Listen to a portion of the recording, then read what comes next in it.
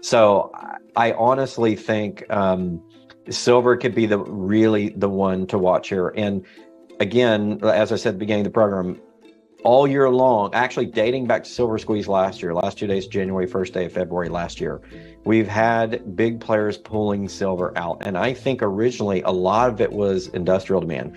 Because if we think about what the Silver Institute has been reporting, we're now, 2022 is now year number 4 in shortages, and they're predicting in 2023 that we have a record shortage of 194 million ounces between what the miners are producing and what we actually use as a society between industrial and investment.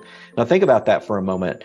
194 million ounces, you could drain most of the free silver on both COMEX and London exchanges just next year with that deficit in mine production. And if you look at what's going on in the Shanghai and the amount of deliveries over there, that number could actually go higher. So you could actually be looking at a market in 2023 for silver that does not have any publicly well-known large silver stockpiles that can be used to account for shortages. And I think at some point in 2023, the shortage situation in silver is going to come to a head, and you're going to see officials start talking about it. I think industry will talk about it first, and then I think officials are going to start talking about it. And if we end up going deeper into a worldwide recession, let's say Europe starts to go into a deep recession this winter as a result of energy situations and basically a debt load, then you could start to see a situation where people flood into silver from an investment perspective.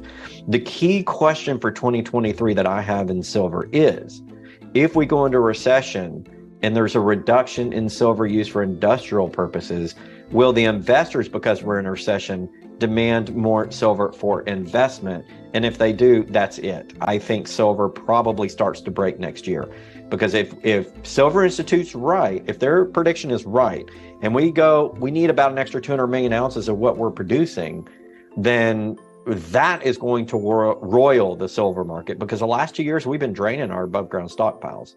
And again, unless silver goes to 50 to 60, 70 bucks an ounce, you can't go get it out of the landfills. It's not cost effective.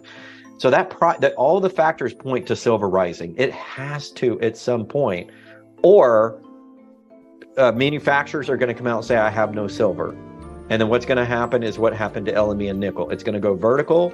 They're going to stop trade. And literally there's not going to be a spot price on silver. It's essentially going to be an unpriced market. And that's something that has a potential to happen in 2023, maybe 2024, unless we have a bunch of new mines all of a sudden just mysteriously come online and start cranking out a couple of hundred extra million ounces of silver. Most silver does not come out of primary silver mines. It comes out as a byproduct of copper, gold, these other polymetallic base metal mines.